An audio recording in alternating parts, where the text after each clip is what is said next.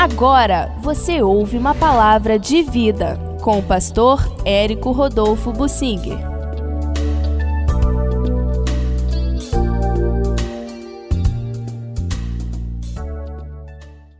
O rei Jotão foi considerado um rei que andou retamente diante de Deus, um bom rei, mas não deixou um bom legado. Vamos procurar entender isso. Uma pessoa é muito boa, mas não dá fruto. Aquela árvore ali é maravilhosa, mas não dá fruto. Um crente é muito correto, mas não dá fruto. Você conhece alguém assim que não dá fruto nenhum. Nenhuma influência boa sobre outros, mas ele é certinho, é um fariseu. Ele não é um discípulo. Jesus disse em João capítulo 15, não foram vocês que me escolheram, eu escolhi vocês e designei vocês para irem e darem fruto. O crente é chamado para ser um discípulo, ele tem que crer, acreditar, mas depois tem que obedecer. O crente é aquele que só crê, mas o discípulo é aquele que segue, obedece. Há uma grande diferença entre ser crente e ser discípulo. As igrejas estão cheias de crentes que não são discípulos. O discípulo é aquele que crê também, ele também é crente, mas ele obedece, ele segue, se torna discípulo. E Jesus disse, eu designei vocês para irem darem fruto e o fruto permanecer. É em dar muito fruto que vocês vão ser reconhecidos como discípulos. Bem, a gente não deve ser movido pela vaidade, pela ganância de querer dar muito fruto de uma vez só. Nenhuma árvore começa dando muito fruto. Ela vai gradativamente aumentando. À medida que ela se fortalece, ela vai dando mais fruto. É em darmos muito fruto que vamos ser reconhecidos como discípulos. Você pode se considerar discípulo, mas não ser considerado pelos outros, reconhecido ainda pelos outros. E isso não é imediato. Você precisa ser um vencedor dentro de você primeiro, para depois ser um vencedor reconhecido pelos outros. A distância, às vezes, é longa entre você se achar vencedor e os outros reconhecerem você como vencedor. No seu coração, você acha que é discípulo, que segue o seu líder, mas você não dá fruto. Os outros não vão reconhecer você como discípulo, vai ser um crente na cabeça deles. Mas é em dar fruto e muito fruto, e o fruto permanecer, que você vai ser reconhecido como discípulo. Deus nos chama para a gente dar fruto, não para ficar acomodado como um crente esquentador de banco de igreja. Deus espera de nós resultados, frutos. Quando Deus chama alguém para a liderança, Ele está esperando que a pessoa dê fruto. Um rei era levantado por Deus dentre os muitos filhos do rei anterior. Isto em Judá, onde vigorava a descendência de Davi. Por uma aliança com Davi, Deus prometeu que sempre um filho dele se assentaria no trono. E Deus zelou para que isso acontecesse. Por exemplo, Salomão teve 1000 mulheres, a Bíblia não diz quantos, mas talvez tenha tido 1000 filhos também. Ele morreu mal e o filho Roboão assumiu o reino. Nós entendemos que pela soberania de Deus, o Roboão foi escolhido de Deus. Como, por quê? Esses detalhes nós não temos, mas dentre os muitos filhos de Salomão, o Senhor escolheu o Roboão. E o Roboão, depois o Abias, depois o Asa, Josafá e assim por diante. Houve um rei que foi muito bom, o rei Uzias, também chamado de Azarias. No final, ele falhou, se ensoberbeceu, se engrandeceu, reinou muitos anos, 52 anos, mas quando morreu, deixou o filho dele, Jotão, reinando. Ele aparentemente soube orientar o seu filho e preparar o filho para ser rei. Então, o Jotão, quando assumiu o reino, o país estava forte, poderoso, pacificado. E, no entanto, o que a Bíblia diz do Jotão é muito pouco. Ele não fez mais do que a obrigação. O fato de ele ter andado retamente também não gera muitos elogios para ele, já que tudo funcionava bem. Ele se limitou a deixar o barco correr. Como o barco andava bem, continuou mais ou menos bem durante o reinado dele. Começou a reinar com 25 anos de idade e reinou 16 anos. Segundo essa cronologia, ele teve um filho ainda antes de começar a reinar.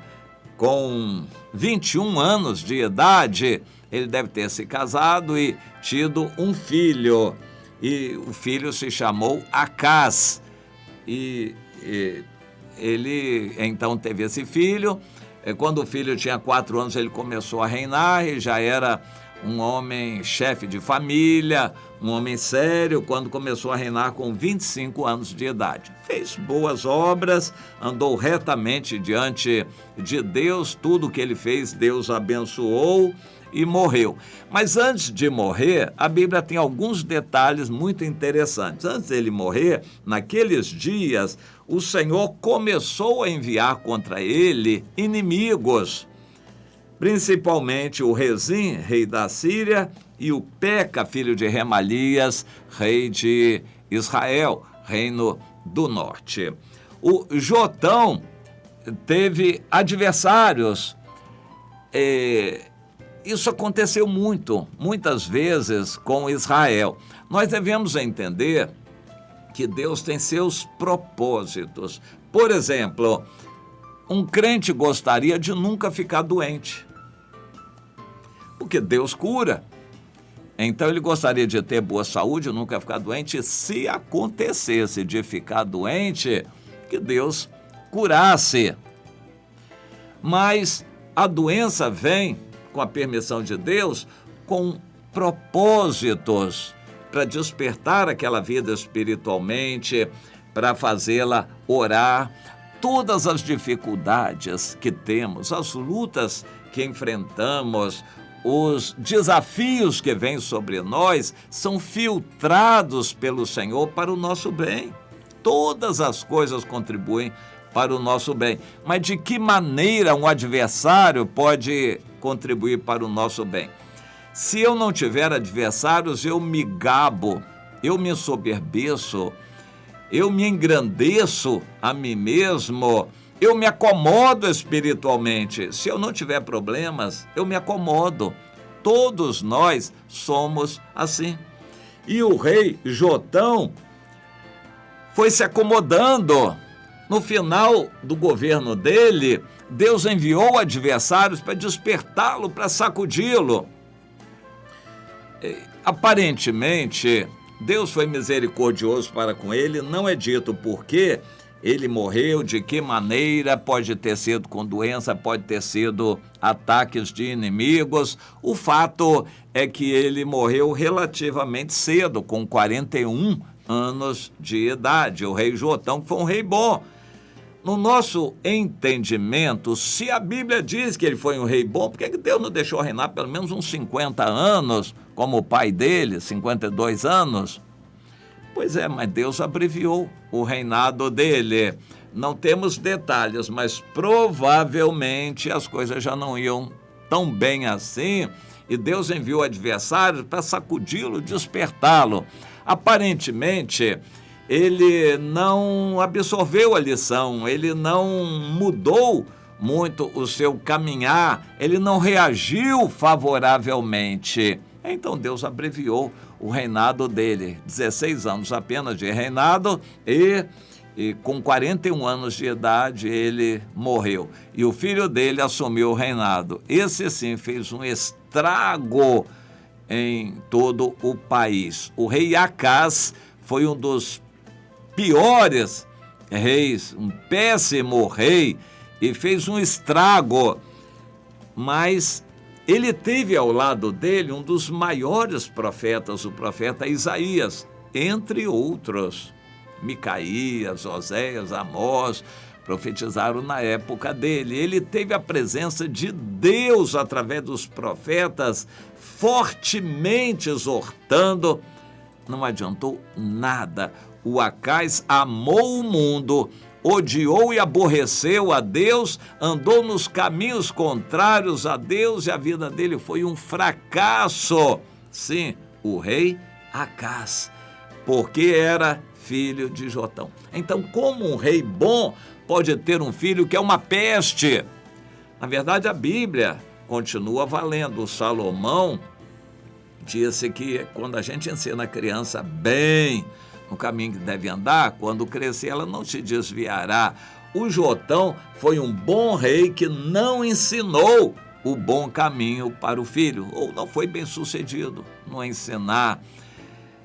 Eu creio que uma das grandes virtudes de um homem, de um ser humano, é ser humilde e pedir a Deus graça para ele poder fazer o que tem que fazer.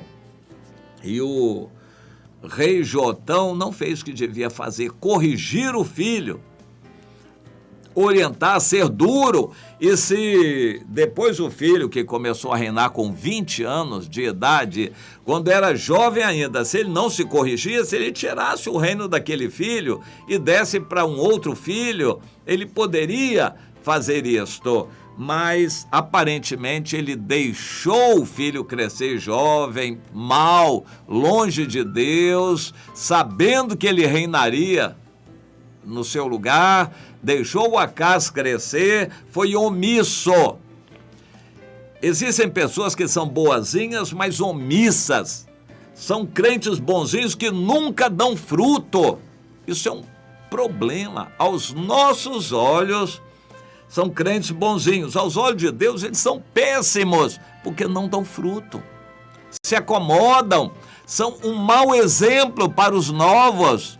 Os novos, quando chegam, olham os crentes velhos, acomodados, que não dão fruto, a gente vai exortar o crente novo, ensinar que ele precisa dar fruto. Ele olha para os velhos e diz, mas e esses aí?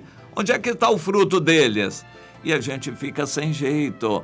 É um problema sério. Um crente acomodado que não dá fruto. Um crente velho que se acomoda.